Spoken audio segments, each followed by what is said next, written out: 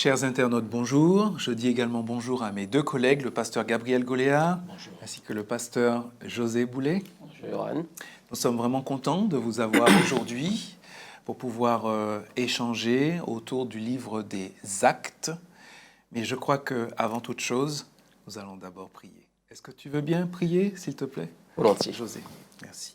Notre Dieu, notre Père, nous sommes heureux de pouvoir partager ta parole,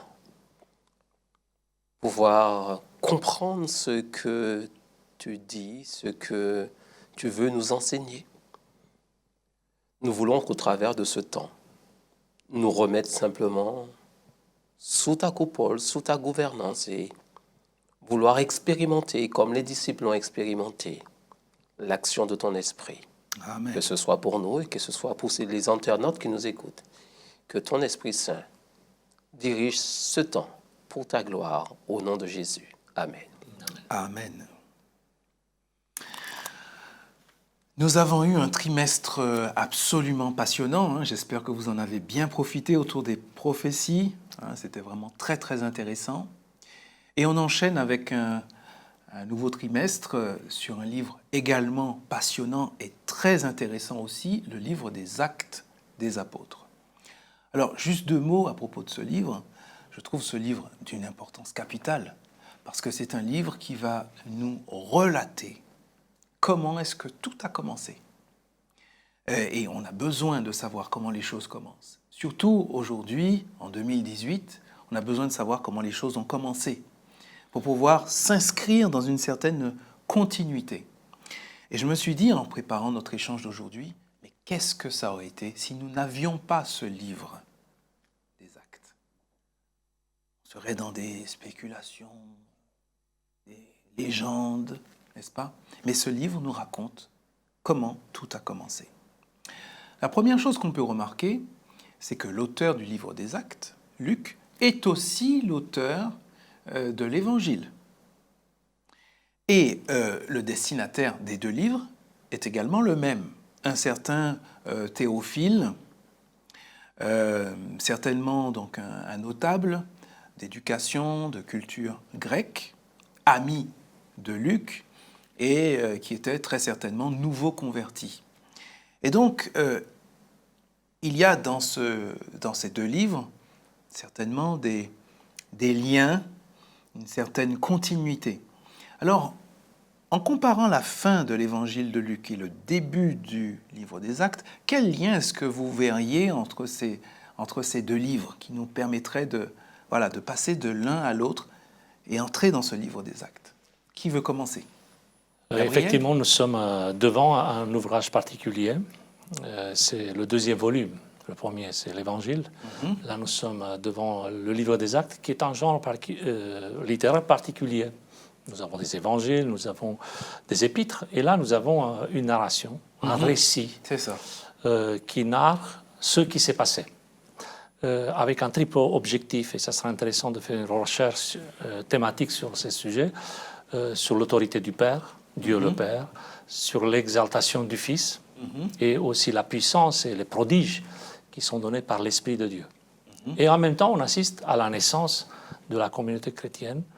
Donc, sans ce récit, on comprendrait un peu moins bien le début. Et ça vaut la peine d'étudier, d'approfondir, justement dans cette perspective de la progression, de la croissance du mouvement chrétien.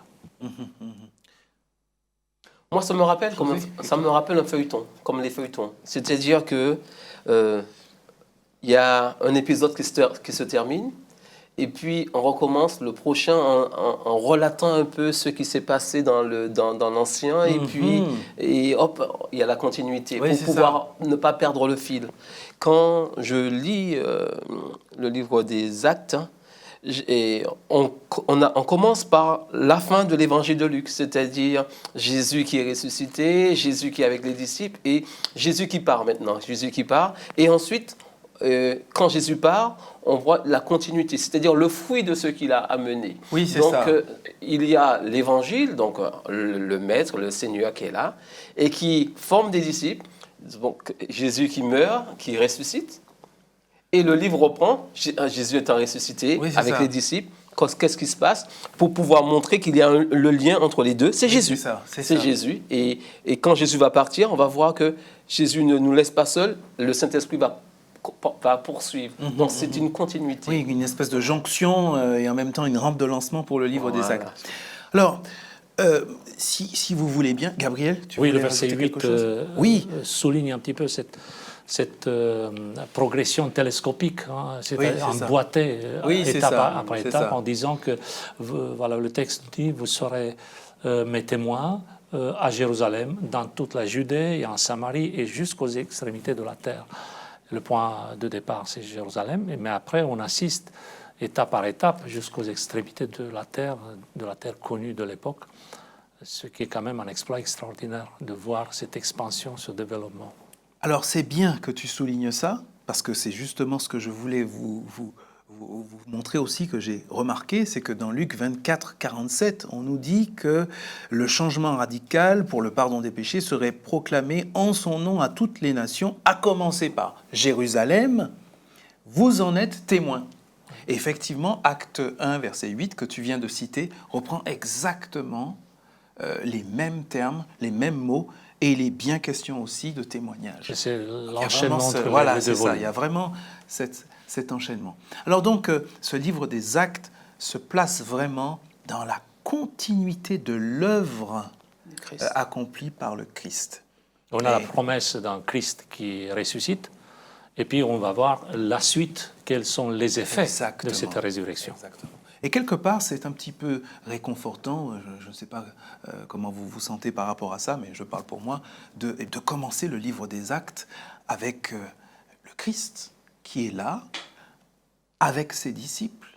On le retrouve au début du livre des Actes. Après, il n'y sera plus, en tout cas de façon physique, n'est-ce pas? Mais on le retrouve quand même au début du livre des Actes. Et moi, ça me rassure, en tout cas. Parce qu'on ne commence pas quelque chose de complètement différent, mais il y a vraiment une logique. Et tu as parlé tout à l'heure en disant qu'autrement, s'il n'y avait pas ce livre, on aurait pu aller dans toutes sortes d'extrapolations. Et quand Jésus est là, il est en train de dire à ses disciples: je m'en vais, mais vous ne serez pas seuls. Je vais me manifester, mais ce ne sera pas moi, mais ce sera un autre, mais qui fait partie de la divinité, c'est l'Esprit. Et on voit que quand l'Esprit va commencer à agir au travers des disciples, là, on peut faire le lien avec l'évangile de Luc.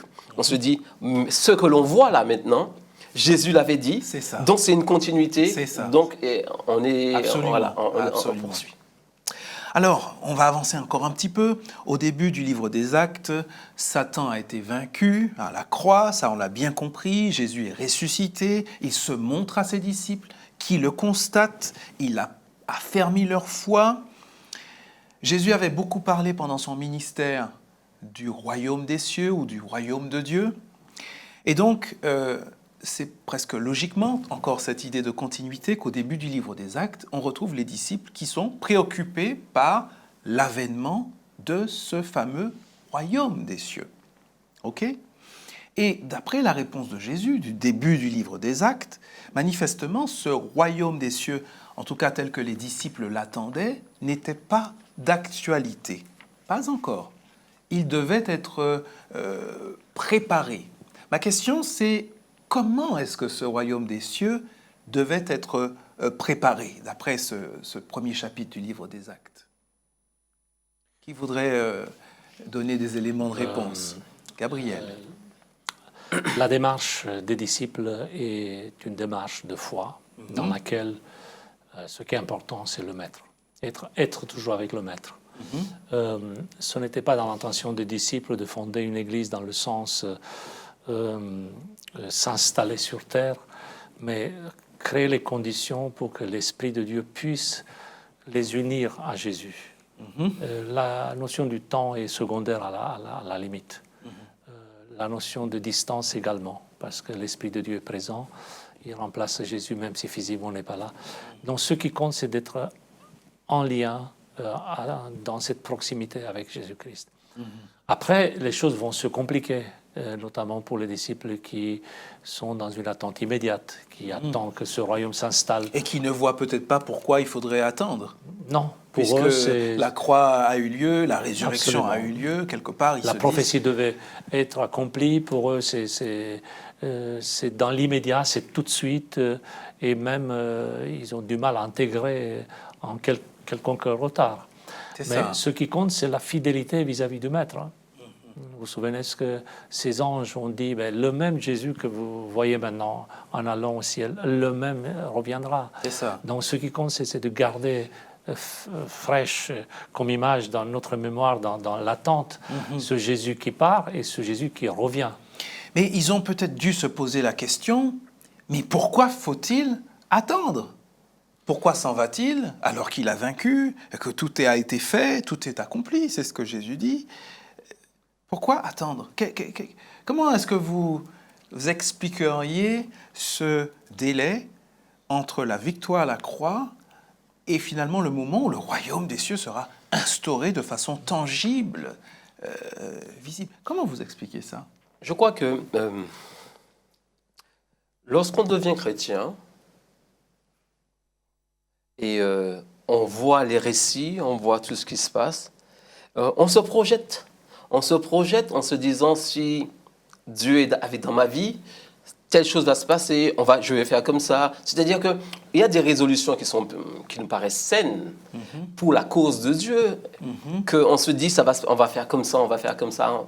Mais on se rend compte que lorsqu'on va passer du temps dans la prière, qu'on va passer du temps à méditer, qu'on va passer du temps à expérimenter Dieu, on va se rendre compte que c'est lui qui va changer ma vision. Il va changer ma façon de penser. Il va m'emmener dans un autre chemin. C'est-à-dire que je vais apprendre à marcher, non pas comme avec l'intention des hommes, mais avec ce consolateur qui est là, celui qui est là pour me diriger dans toutes les voies du Seigneur. Donc les disciples, ils avaient besoin de cela. C'est-à-dire qu'ils savaient que le Christ allait venir, ils savaient qu'ils étaient missionnés pour un objectif de proclamation. Ils le savaient. Et certainement, ils avaient pensé ça va se passer d'une certaine manière, mais ils vont apprendre à expérimenter quelqu'un qu'ils ne connaissent pas vraiment. Et je crois que ce laps de temps est nécessaire pour que le croyant puisse apprendre à connaître la personne de Dieu par l'Esprit. Le retard dans l'attente. Enfin, le retard, le délai. Oui, d'après la perception humaine. Voilà, c'est ça. Parce que c'est vu comme un retard. Voilà. C'est vu comme un événement qui a été reporté. Oui, c'est ça. C'est pas vécu comme un plan de Dieu. C'est vécu, et en plus, il y a des personnes qui essaient d'expliquer en disant c'est la faute à quelqu'un. Donc il faut trouver le coupable. Et le coupable, c'est bien sûr le peuple de Dieu. Et on peut trouver des textes qui montrent que le peuple de Dieu n'est pas jamais à la hauteur. Alors, vous prenez l'exemple du peuple d'Israël dans le passé. Il y a maintes remarques, observations qui ont été adressées à ce peuple parce qu'il n'est pas à la hauteur de l'attente. Et donc il faut veiller, etc. Mais un élément qui est essentiel, vous vous rappelez ce que Jésus disait, le royaume de Dieu est déjà parmi vous. Et ça nous échappe, parce qu'on se focalise, je dis en général, sur le royaume de la gloire, le royaume qui doit arriver un jour, mais on oublie l'appartenance, la nécessité d'appartenir déjà à un royaume de la grâce maintenant. Alors, comme condition préalable. Tout à fait. Pour l'autre comme aspect du condition royaume. préalable. C'est très important, je trouve ça très intéressant parce qu'effectivement, Jésus dit là, au verset 8 à ses disciples, je vous rappelle qu'il pose la question à ses disciples, mais quand est-ce que ça va... Et il répond, les temps, c'est pas important, mais vous serez mes témoins. Voilà ce qui compte pour vous. C'est d'être mes témoins à Jérusalem, dans toute la Judée, en Samarie et jusqu'aux extrémités de la terre. Et donc, adhérer à ce royaume. Maintenant, pour pouvoir faire partie de... Après, je vais insister sur cet aspect parce que c'est très important. Et effectivement, on peut tomber dans une sorte de nostalgie. Il y a des personnes qui se placent au 19e siècle. Ils parlent que de 1888, par exemple. Leur montre s'est arrêtée au 19e siècle. Il y a des personnes qui peuvent aller plus loin en disant, écoutez, il y a eu la Première Guerre mondiale, il y a eu la Deuxième, il y a eu des dates qui ont été avancées, qu'est-ce qui se passe? Et on peut passer à côté justement de cette injonction, de cet appel, vous serez mes témoins.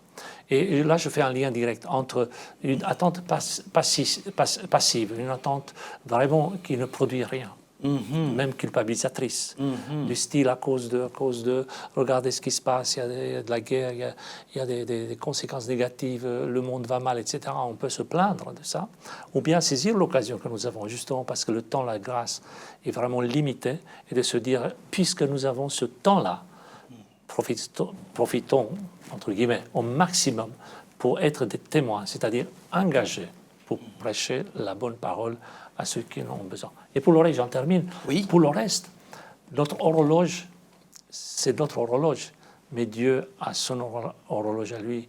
Et il sait exactement quand le temps pour revenir doit être fixé. Ce n'est pas à nous de fixer ce temps. Alors, on va exploiter encore cette idée-là, encore un petit peu, avec une autre question. D'après vous, pourquoi est-ce que c'est si important pour Dieu, pour le Seigneur, que ce royaume soit préparé? Et apparemment, ça prend du temps, puisque nous sommes en 2018, d'accord? Donc, pourquoi cette préparation? Qu'est-ce qui motive Dieu, finalement, à étendre cette préparation de... Si je peux dire un texte de l'apôtre Pierre qui disait que ce n'est pas que le Seigneur laisse faire, il use de patience, c'est-à-dire ne voulant qu'aucun périsse. C'est-à-dire que derrière cette attente, il y a aussi, la Bible nous fait comprendre qu'il y a de l'amour, il y a une intention. C'est-à-dire que de ne pas croire que cette attente est une attente passive ou ça n'a pas de ou subie, ou je ne sais pas. C'est Dieu qui. Et c'est pour cela que ça revient à ce que tout à l'heure Gabriel disait, que Dieu maîtrise le temps. Il maîtrise les circonstances. Même il compose avec. Il décide de composer avec. Mais il donne déjà une finalité. Alors, rapidement, je vais essayer de reformuler, peut-être. Oui, juste avant, pour souligner cet aspect, il faut qu'on soit clair dans la Bible et dans notre vécu. Nous devons lire et redire cette attente, ce désir. Maranatha, Jésus revient le plus vite. Il n'y a pas de doute là-dessus. On souhaite que la souffrance s'abrège, etc. Mais en même temps, il faut reconnaître, ça fait partie du bon sens de la créature, que de se dire, ce n'est pas nous qui avons le bouton qui déclenche la venue de Jésus, ça appartient à Dieu. Et personnellement, je refuse de vivre dans un univers où c'est l'homme qui décide le retour de Jésus. Alors, je vais reformuler un petit peu tout ça, parce que ça me semble important ce que nous venons de dire. En fait, vous êtes en train de dire un petit peu tous les deux, d'après ce que je comprends, que Dieu prépare l'établissement de son royaume en faisant en sorte que ce royaume commence dans les cœurs depuis la naissance de chacun. Voilà, depuis le début, et que donc le temps qui passe est motivé plus par le désir de Dieu de sauver le maximum qu'autre chose. Et que lorsque le maximum sera sauvé, qu'il n'y aura plus personne à sauver, alors Dieu décidera, lui, de revenir.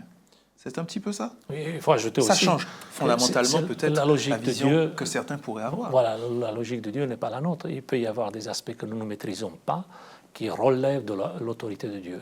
Pourquoi a-t-il, l'apôtre Paul parle au temps accompli, pourquoi a-t-il décidé de venir sur terre à telle période?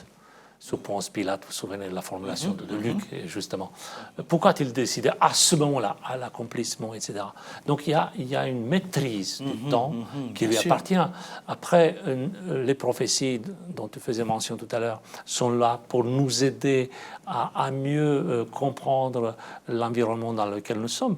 Mais le but, ce n'est pas de maîtriser le temps, de devenir les maîtres du temps. Sûr. Nous sommes vraiment... à la merci de la bonne volonté de Dieu. Et de ce point de vue, d'une part, on nous demande d'être actifs, de vraiment préparer, hâter le retour, comme dit. On hâte. Voilà, hâter, c'est-à-dire être dans le pas rôle. dans le sens chronologique. Bien sûr, être vraiment là au poste, et puis en même temps de reconnaître que c'est Dieu qui décidera finalement. Alors, il faut qu'on avance parce que le temps nous presse un tout petit peu et il y a encore des questions à voir ensemble. Je peux juste faire une petite remarque. Oui, bien sûr, José. Jésus donne des balises en disant, voilà la fin. Dans le livre de Révélation, il donne à Jean des événements. L'Apocalypse. Mais en attendant ces événements, nous expérimentons quelqu'un. Nous vivons, nous devenons. C'est pour ça qu'on parle de témoins. C'est-à-dire que dans nos vies, il y a le Saint-Esprit qui est là, qui fait un double travail. C'est-à-dire, il accomplit ce que Jésus a dit dans nos vies, et il nous apprend, nous, à expérimenter le Seigneur. C'est-à-dire que cette attente nous permet de grandir aussi. Cette attente nous permet de mieux le connaître. Oui, et puis, si vous me permettez de rajouter quelque chose, messieurs, peut-être que quelque part, le fait de prendre part à cette œuvre, d'aller chercher celui qui se perd, c'est aussi une façon de se préparer pour le royaume des cieux, quelque part. Avançons encore un petit peu parce que je voudrais qu'on puisse aborder encore d'autres questions. Par exemple, dans ce chapitre 1 du livre des Actes, nous sommes au verset, des versets 15 à 26. On n'aura pas le temps de lire le passage. Mais que pensez-vous du rôle que Pierre joue là dans l'affermissement de la communauté des disciples, de la consolation, alors qu'elle était encore fragile, encore secouée par tout ce qui s'était passé, la trahison et le suicide de Judas, par exemple, et autres. Que pensez-vous du rôle que Pierre va jouer? Le texte dit, en ces jours-là, Pierre se leva au milieu des frères et il dit, mes frères, il fallait que soit accomplie l'Écriture, etc. Que pensez-vous de cette intervention? Alors là, il y a une belle page qui concerne la vie de Pierre, parce que quelques heures auparavant, on se rend compte que ce n'était pas le même Pierre. Enfin, à peine quelques heures. Oui. Donc, nous sommes devant un miracle, déjà. Le premier miracle de l'Évangile après la résurrection, c'est que Pierre n'est plus le même. Et en plus, le regard de ceux qui sont avec lui change. Et il lui accorde l'autorité. Donc Pierre rentre dans ce rôle de disciple qui connaît Jésus, qui a l'autorité. Il dit, voilà, nous arrivons à un carrefour, qu'est-ce qu'on fait? Frère, voilà, il s'adresse à ses collègues en les interpellant, et il faut trouver une solution. Et moi, Oui, José. Par rapport à cette question, le livre des Actes ne nous donne pas tous les détails. Je pense que c'est fait exprès, autrement on n'en finirait pas. Jésus a dit à Pierre que je te place, tu as un rôle particulier avec les disciples. Et Pierre a renié, mais pas Pierre seulement, les disciples aussi ont renié. Oui, c'est vrai. Enfin, ils l'ont abandonné, tout à fait. N'empêche que quand Jésus est ressuscité, il restait 40 jours, donc il y a des choses qui ont été comprises par les disciples.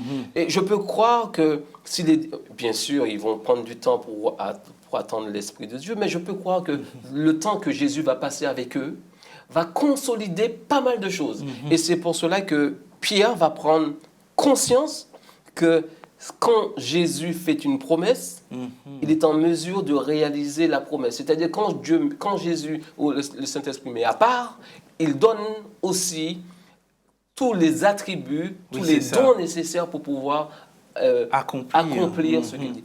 Et Pierre, oui, là, il est conscient de cela. Ceci ne veut pas dire, lorsqu'on lit cette partie, à aucun moment on nous dit que c'est l'Esprit qui a fait. À aucun moment. Mais on ne contredit pas non plus ce que Pierre a fait, d'accord?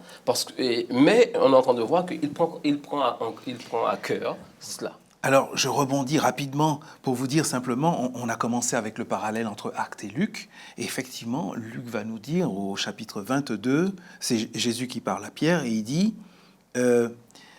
Pierre, Satan vous a réclamé pour vous passer au crible comme le blé. Mais j'ai prié pour toi afin que ta foi ne disparaisse pas. Et toi, quand tu seras revenu, affermis tes frères. Je voulais juste préciser par rapport à mon expression de tout à l'heure, c'est un détail, mais il faut le préciser. Je voulais exprimer l'idée que même en l'espace de quelques heures, Pierre est réhabilité, parce que effectivement le regard de Jésus le réhabilite, et en l'espace de quelques jours, il devient le leader du groupe, au point que les autres l'écoutent, et puis ils font ce qu'il dit. Et il accomplit, sans s'en rendre compte peut-être, je ne sais pas, Oui. en tout cas il accomplit une promesse. Oui, effectivement, il est dans la mission qui lui a été... Jésus avait vu qu'il serait là, et ça c'est aussi un encouragement peut-être pour les personnes qui ont eu un passé un peu trouble, qui n'ont pas eu vraiment une ligne droite dans leur vie. Il faut comprendre que le regard de Jésus réhabilite quelqu'un, peu importe le passé. C'est important de le dire, c'est important. On va terminer, chers amis, parce qu'il nous reste très peu de temps. Je vais vous demander d'être concis, si c'est possible, maintenant dans vos réponses. Alors, ils vont choisir, sous l'impulsion de Pierre, ils vont choisir donc des dirigeants, hein, Actes chapitre 1, versets 21 et 22. Et parmi les qualités qu'ils vont rechercher, quelles sont celles qui vous frappent? Moi, il y en a une qui m'a frappé, mais je voudrais vous entendre là-dessus. Quelles sont, d'après ce passage, ces versets, les qualités fondamentales, ici, pour la jeune Église chrétienne, d'un dirigeant de l'Église? Je vous écoute rapidement, parce que nous n'avons pas beaucoup de temps. Rapidement, c'est que là, ils sont dans l'impasse, ils doivent choisir quelqu'un. Et une des qualités, c'est quelqu'un qui est connu, Jésus, qui a marché avec lui. On ne peut pas choisir quelqu'un qui est en dehors du cercle. Qui peut s'inscrire dans cette continuité. Voilà. Donc, être avec Jésus. Avoir cette autorité aussi, peut-être. Oui, être avec Jésus, avoir vécu avec Jésus. Je crois que pour cette qualité, je pourrais dire qu'une qualité qui est importante, c'est-à-dire être reconnu par le groupe déjà.